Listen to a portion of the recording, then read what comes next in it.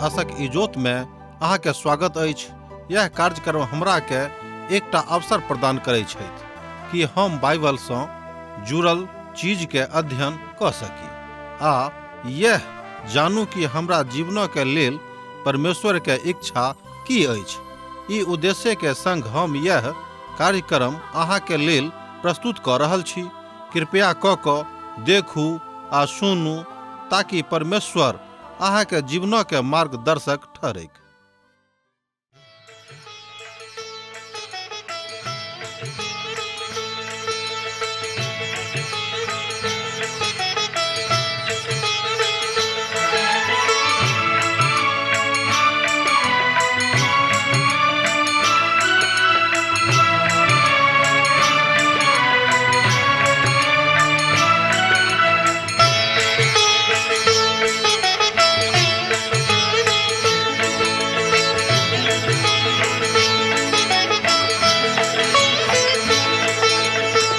हे परमेश्वर, हे यीशु राजा, विनती हमर स्वीकार करू।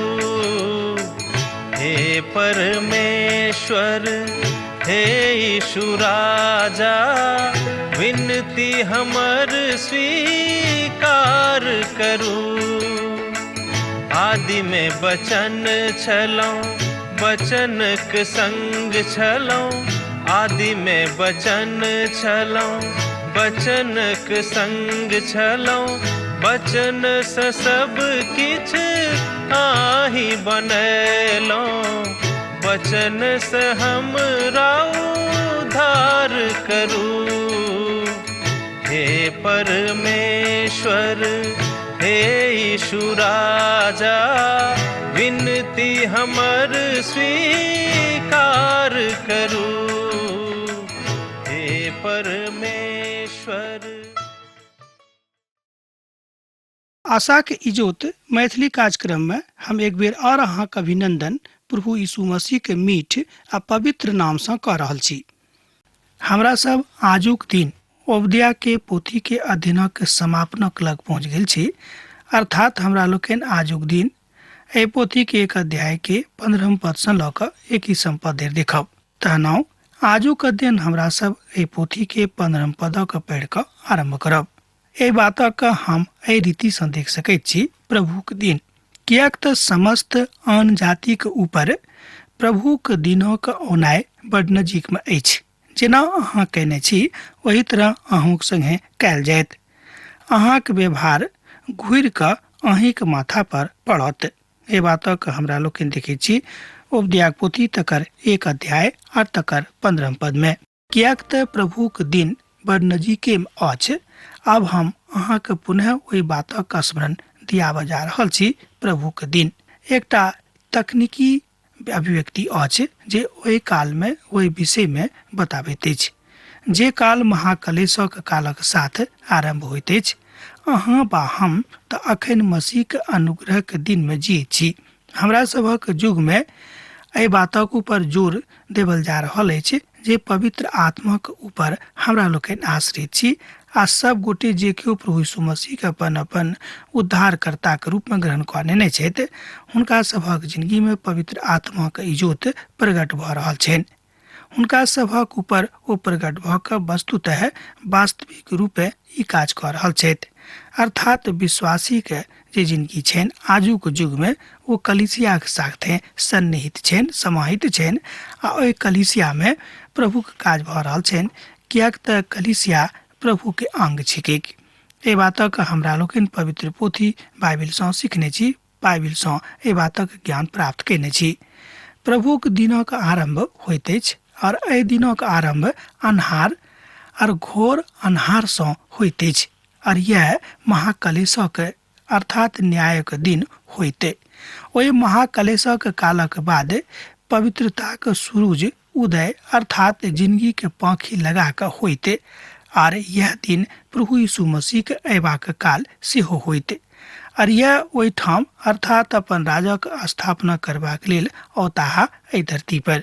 प्रभु राजा थिकाहा कियाक त प्रभुक दिन समस्त लुकायल आन लोकक ऊपर अर्थात समस्त राष्ट्रक ऊपर आयत, जहन प्रभु यीशु मसीह अपन राजक स्थापनार्थ एहिठाम दोसर बेर औताहा। एकटा महान चमत्कारी काज एहि संसार में होमो जा रहल अछि। एकटा न्यायक दिन होइत एहि बातक विषय में स्वयं प्रभु यीशु मसीह बाजने छथि।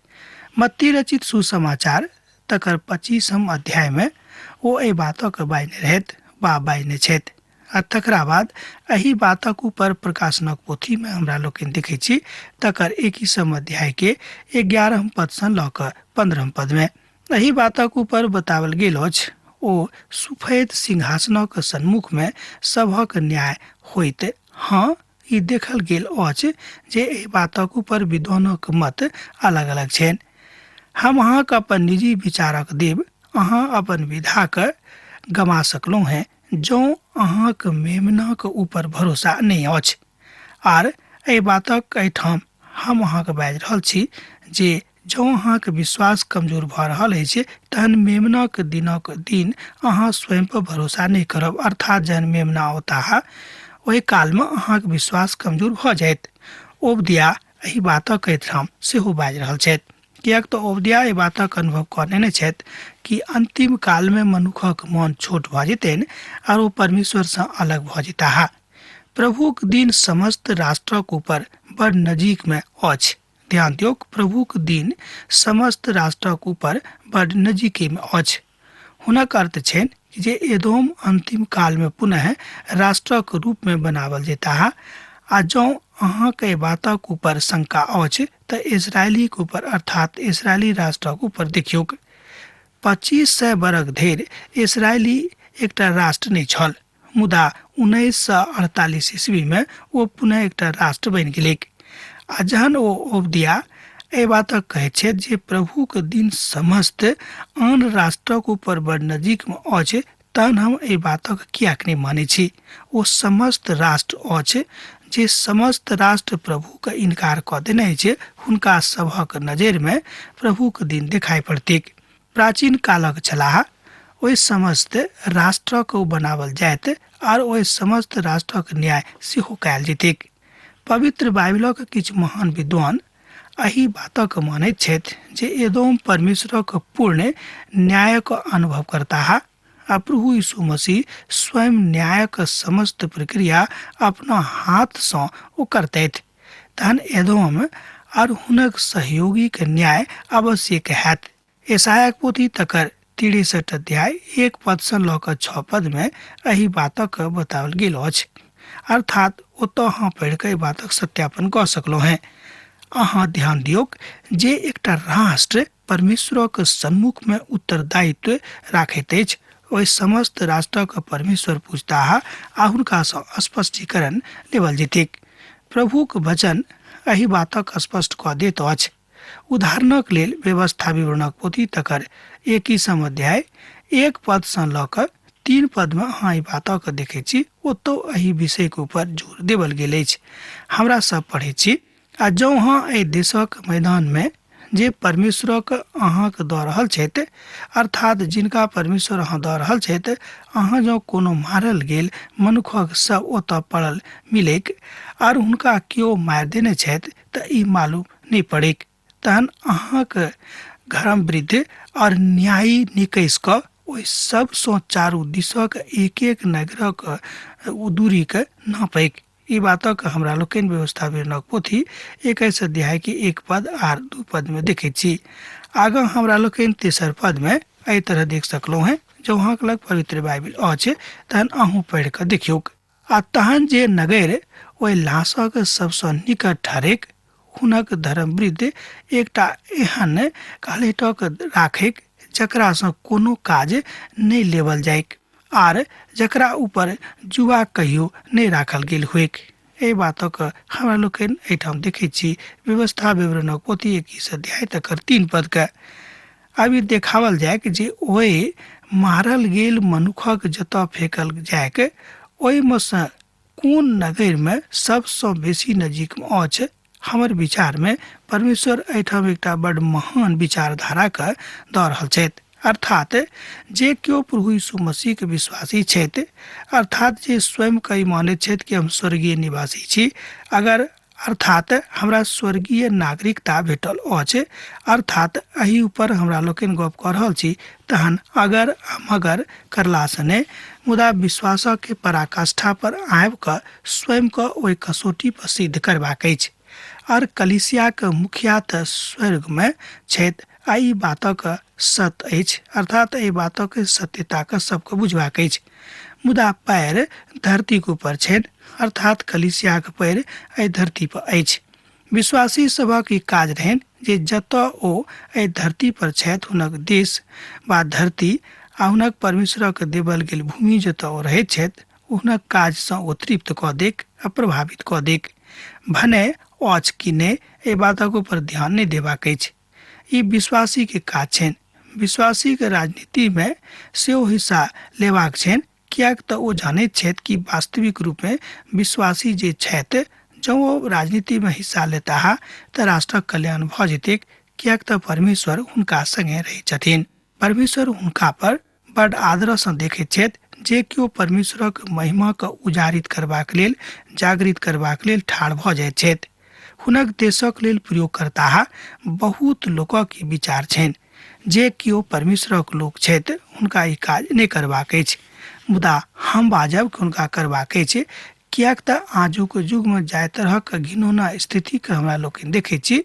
जब परमेश्वरक लोग आबि जेताह, विश्वासी लोग आबि जेताह, तहन ई सबटा बात खत्म भऽ जेतैक, राष्ट्र बड़ मजबूत भऽ जेतैक, देश बड़ मजबूत भऽ जेतैक, समाज बड़ मजबूत भऽ जेतैक, परिवार बड़ मजबूत भऽ जेतैक।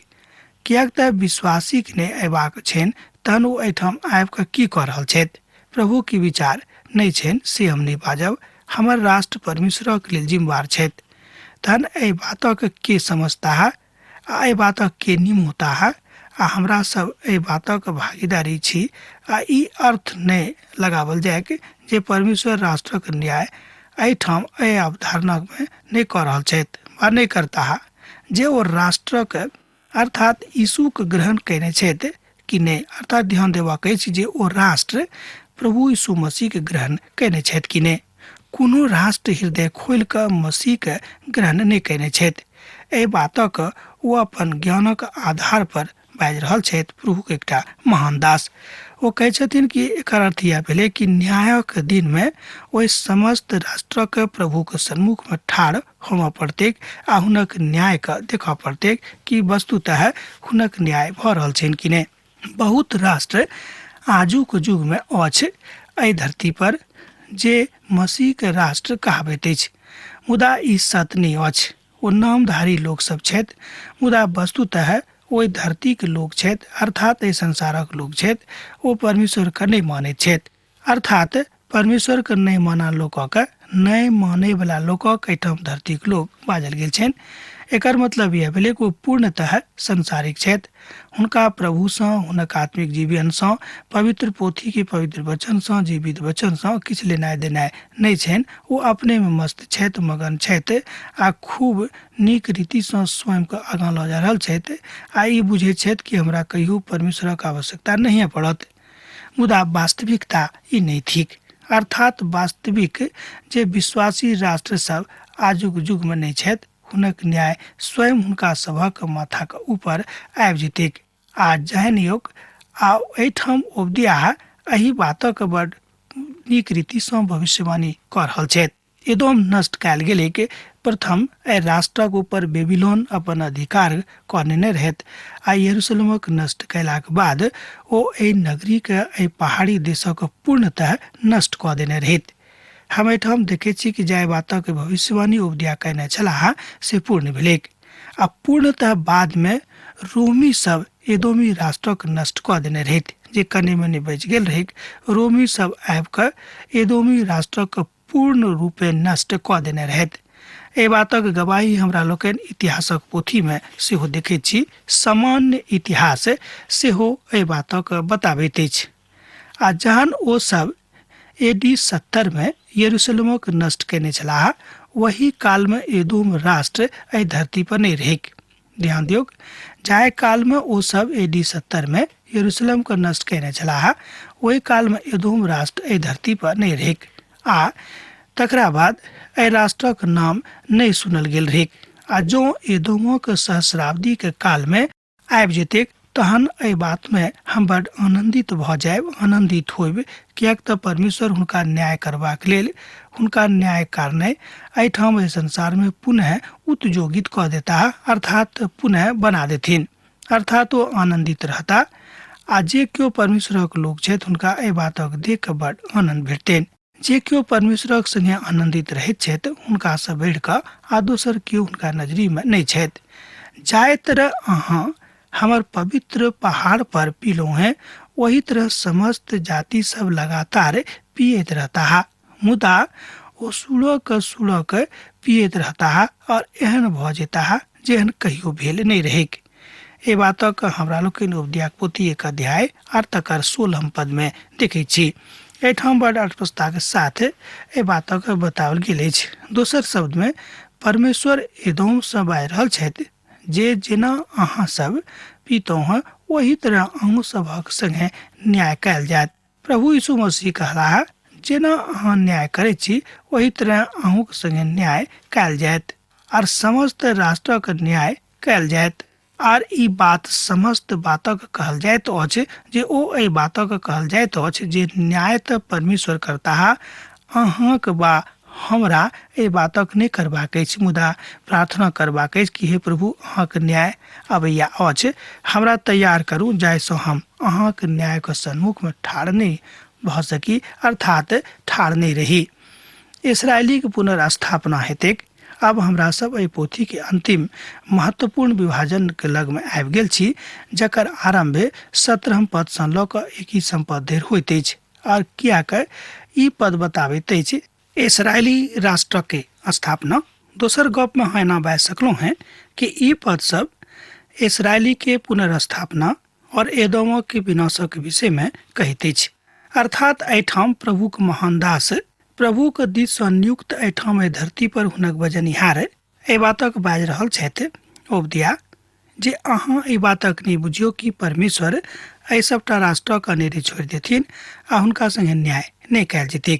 छोटा देश इसराइल परमेश्वरक योजना में ठीक बैसैत अछि। सब किछु प्रभु परमेश्वरक महिमा में बड़ ठीक सँ बैसैत अछि और यह बात समस्त मनुखक विषय में सेहो अछि। विशेष कऽ कऽ व्यक्ति विशेष कऽ एहि बातक विषय में बताओल गेल अछि जे परमेश्वरक योजनाक अंतर्गत में आबैत अछि। कि अहाँ प्रभुक संगे एहि बातक मानैत छी? कि अहाँ प्रभुक संगे एहि बातक मेल मिलाप में लऽ कऽ चलबाक लेल तैयार छी? कि अहाँ परमेश्वरक वचनक अपन हृदय में स्थान देबाक लेल तैयार भऽ गेलहुँ हैं? ई नीक होइत जो अहाँ परमेश्वरक नजर में बनल रहब। इजरायली के अवस्था के विषय में अब हमरा लोकनि एहिठाम देखब। एना तऽ परमेश्वर इजरायली के न्याय करता है, मुदा एकटा राष्ट्रक रूप में तकर अंत नहीं करतैथ। मुदा ओहि काल में सियोनक पहाड़ पर वचन लोक कहतैक और यह पवित्र स्थान ठहरतैक और याकूबक घराना अपन निज भागक अधिकारी होता है। एहि बातक हमरा लोकनि उपदेश पोथी तकर 1 अध्याय और तकर 17 पद में देखै छी। मुदा सियोनक पहाड़ पर बचावल लोक होता है। सियोन पहाड़ पर उद्धारक भेंट देवल जेतैक और यह स्थान तो वह अछि जतऽ सँ अहाँ बा हमरा उद्धार मिलल अछि, अर्थात अहाँ बा हमर उद्धार आबल अछि, अर्थात प्रभु यीशु मसीह आबि कऽ गुलगुत्ता पर अपन प्राणक निछावर कयलथि और ओते सँ हमरा सभक लेल उद्धारक द्वार खुजल। एहि बातक हमरा लोकनि पवित्र पोथी के अध्ययन सँ बेर बेर सीखै छी, आजुक दिन सीख रहलहुँ हैं। ई काज ओ अहाँक लेल बा हमरा लेल कयलाह और ओहिठाम पवित्रता होइत, कियाक तऽ ओहिठाम किछु नहि अछि। याकूबक घराना एहि बातक कहैत छथि ओ तऽ प्रभु में बचावल जेता है। हाँ, वह स्थानक जे पवित्र स्थान अछि एहि बातक ओतऽ बैठा कऽ देखल गेल अछि। एकटा पवित्र देश बनि जेतैक, कियाक तऽ पिता परमेश्वर पवित्र छथि और दोसर कोनो अपवित्र बात हुनका सन्मुख में आबि कऽ हुनक सानिध्य में नहीं रह सकैत छै। ए बातक हमरा लोकनि पवित्र पोथी सँ बेर बेर सीखै छी। तहन हमरा लोकनि देखै छी कि एसाव के बाड़ी के वर्गीकरण भऽ जेतैक आ तहन याकूबक घराना आग और यूसुफक घराना लौ और एसावक घराना खूंटी बनता है और हम ओहिमे आग लगा कऽ हुनका सभक दऽ देबनि और एसावक घरानाक केओ नहि बचता है, कियाक तऽ एसाव स्वयं एहि बातक बाजने छथि। एहि बातक हमरा लोकनि ओबद्याक पोथी 1 अध्याय आ तकर 18 पद में देखै छी। जँ अहाँक लग पवित्र बाइबिल अछि तऽ हमरा संगे देखियौ ओबद्याक पोथी 1 अध्याय के 18 पद का। आ तहन याकूबक घराना आग और यूसुफक घराना लौ और एसावक घराना खूंटी बनता है और हम ओहिमे आग लगा कऽ हुनका भस्म कऽ देबनि और एसावक घराना के केओ नहि बचता है, कियाक तऽ एसाव स्वयं एहि बातक बाजने छथि। एतय हमरा लोकनि देखैत छी कि जे केओ घमंडी छथि, घमंडक कारणे राष्ट्र आ घराना दुनू नष्ट भऽ जेतैक, कियाक तऽ एसावक एकटा अंतिम न्याय हैत। हमर विश्वास अछि जे एसावक राज एहि धरती परक राज में सँ अनंत कालक राज में प्रवेश नहि करतैक, कियाक तऽ हुनका सभक हृदय के पाप आ घमंड एहि बातक लेल जिम्मेदार अछि, कियाक कि हुनका सभक निर्णय छनि जे ओ सब स्वयं बाजने छथि जे ओ सब प्रभुक संगे कहियो सानिध्य में नहीं जेता है। और यह बात संपूर्णता में बतावल गेल अछि, अर्थात समस्त बातक के सदुपयोग कयल जेतैक। दोसर गप में हम बाजि सकलहुँ हँ कि परमेश्वर अपन वचनक कहियो अनेरे एम्हर उम्हर नहीं हुआ देता है, कियाक तऽ परमेश्वरक वचन जाय काजक लेल एहि संसार में आयल अछि तकरा ओ पूर्ण कऽ कऽ एहिठाम सँ घुरि कऽ जायत। दक्षिण देशक लोक एसावक पहाड़क अधिकारी भऽ जेता है और नीचा देशक लोग फलिस्तीनीक अधिकारी होता है और यहूदी एप्रेम और सामरिया का देहातक अपन भाग में कऽ लेता है और बिन्यामीन गिलादक अधिकारी भऽ जेता है। एहि बातक भविष्यवाणी हमरा लोकनि ओबद्याक पोथी तकर 1 अध्याय के 19 पद में देख रहल छी। यहूदाक उत्तरी प्रभाग आगाँ कयल जेतैक और यह एसावक पहाड़ धरि जायत और ई पूर्वी प्रभाग में फलिस्तीनी देशक दिस धरि जायत और यह एप्रेम और सामरिया के लग जेतैक और ओतेक आबे धरि काज कयल जेतैक। ई उत्तर गणराज्य अर्थात उत्तरी गणराज्य धरि जायत और यह प्रभाग यर्दन नदी के धर आबैत अछि। आजुक युगक इतिहास एहि बातक वर्गीकरण कऽ कऽ एहिठाम बड़ स्पष्टता के साथ बताबैत अछि। इजरायली के ओहि दल में सँ जे लोक बंधुभाई में जाकर कन सभी के बीच में समापद धरि रहैत छथि और यरूशलेम में से जे लोक बंधुभाई में जाकर सपाराद में रहैत छथि ओ सब केओ दक्षिण देशक नगर सभक अधिकारी भऽ जेता है। एहि बातक हमरा लोकनि ओबद्याक पोथी 1 अध्याय के 20 पद में देखै छी। एहि बातक एहिठाम बड़ स्पष्टता के साथ भविष्यवाणी भेल अछि। सपाराद और उत्तरी गणराज्यक के बीचक दऽ जे बार जाइत अछि जे सीदोन धरि जाइत अछि और आजुक युग में वह स्थान लीबिया अछि जे दक्षिणी राजक नगर सबके ई नगर नगेवक विषय में इशारा करैत अछि और यह तऽ दक्षिणी राजक के नगर रहे। एतद हमरा लोकनि समस्त प्रभाग में देखैत छी कि परमेश्वरक न्याय अद्भुत रीति से काज करनाइ आरंभ कऽ दैत अछि और उत्तरी गणराज्य जे ओहि काल में पवित्र छल कालांतर में अपवित्र भऽ कऽ ओहो सब बंधुआई में जाइत छथि आ परमेश्वरक महिमा से बड़ दूर भऽ जाइत छथि। एहि कारणे इस्राएली राष्ट्रक देखैत छी हमरा लोकनि दुर्गति होइत। पवित्र पोथी बाइबिल एहि बातक बड़ स्पष्टता सँ कहैत अछि।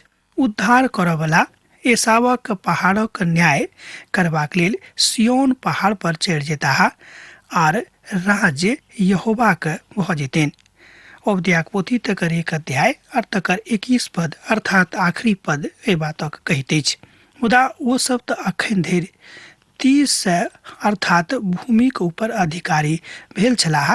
एक बादो हुनका सभक मोन में परमेश्वरक प्रति क्षोभ कने ने कने कतौ ने कतौ रहे लुकायल। उद्धार करऽ वाला के अनुवाद होयबाक चाही। छोड़ावे वाला आ राजा त परमेश्वर छथि और एही बातक एजेकियलक पोथी के 21 अध्याय के 27 पद में हमरा लोकनि पाबैत छी आ देखै छी। हम ओकरा उलट देबेक और उलट पुलट कऽ देबेन, हाँ उलट देबेन, और जाबे देर हुनक अधिकारी ने आयत ताबे देर वो उलट देत रहता है, तहन हम हुनका दऽ देबेन। एजेकियलक पोथी तकर 21 अध्याय और 27 पद ए बात कहैत अछि। उद्धारकर्ता परमेश्वर अहाँक संग में छथि, हुनका संगे बनल रहू। हमरा लोकनि अब एहि पोथीक अध्ययन आजुक दिन एही ठाम क्रमबद्ध रूपे समाप्त कर रहलहुँ हैं। प्रभु यीशु मसीह के नेह अहाँ सभक जिंदगी में बनल रहे। आमीन। हमर विश्वास अछि कि ई कार्यक्रम अहाँ के लेल लाभदायक सिद्ध अछि। हम चाहै छी कि अहाँ अपन आशीषक के हमरा संग साझा करू। जँ अहाँ के नजीक बाइबल सँ आ जीवन सँ संबंधित कोनो प्रकार के प्रश्न भऽ सकै अछि तऽ अपन समस्या के लेल प्रार्थना करबा के लेल जँ चाहै छी तऽ हमरा फोन नंबर पर जरूर संपर्क कऽ सकै छी। परमेश्वर अहाँ सब के लेल एकटा सुंदर, सुखद, आनंदित दिन प्रदान करैक।